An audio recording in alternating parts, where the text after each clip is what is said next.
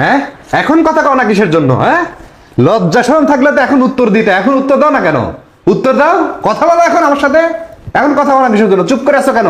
হ্যাঁ, অন্য সময় তো বড় বড় লেকচার স্যার, অন্য সময় তো কত কথা বলতে থাকো।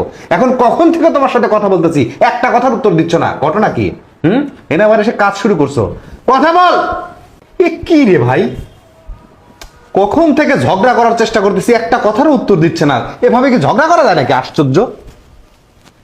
এই কথা বলো না কিসের জন্য? হ্যাঁ, তুমি কথার উত্তর না দিলে তো আমি ঝগড়া করতে পারতেছি না। কি কথার উত্তর দিব? তুমি তো আমার কোনো কথার উত্তর দিচ্ছ না, চুপ করে আছো কিসের জন্য? আচ্ছা, একটা সংসারের সুখের মূল মন্ত্র কি বলো তো? সুখের মূল মন্ত্র আবার কিসের মন্ত্র যন্ত্র নিয়ে আইছো? সুখের কোনো মূল মন্ত্র নাই, টাকা কামাই করাই সব। না, ভুল ধারণা। শুধু টাকা থাকলেই সুখে থাকা যায় না, সংসারে সুখ আসে না, বুঝছো?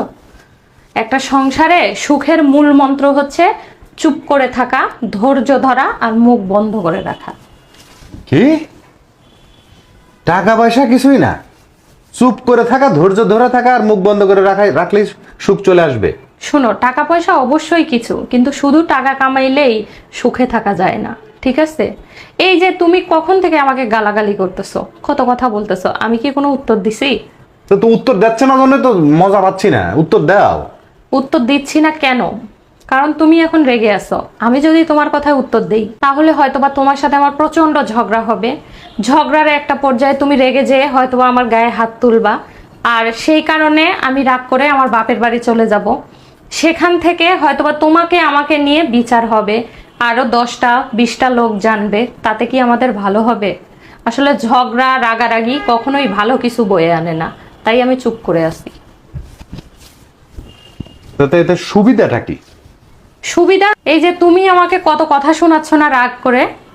এখন তো আমি তোমার কথার উত্তর দিচ্ছি না, দেখো তোমার রাগ কিন্তু আস্তে আস্তে কমে গেছে, ঠিক আছে? কিন্তু আমি যদি তোমার মুখে মুখে তর্ক করতাম, তোমার রাগ কি কমে যেত? আরো বাড়তো। তাই আমি চুপ করে আছি। তাহলে সব থেকে বড় মূল মন্ত্র কি? চুপ করে থাকা, মুখ বন্ধ রাখা এবং ধৈর্য ধরা, স্বামী স্ত্রী উভয়ের ক্ষেত্রেই। এটাই সংসারের সুখের মূল মন্ত্র। মানে তুমি কি বলতেছো যে এই সেম কাজটা আমারও করা উচিত? অবশ্যই। যখন কারো স্ত্রী অতিরিক্ত রেগে যায় কিংবা কোনো কিছু নিয়ে চিল্লাচিল্লি করে, তখন স্বামীরও উচিত চুপ করে থাকা। কারণ স্বামী স্ত্রী উভয়কে নিয়েই তো সংসার, তাই না? সবসময় স্ত্রীরাই স্যাক্রিফাইস করবে এমন না, স্বামীদেরও করা উচিত, বুঝছো?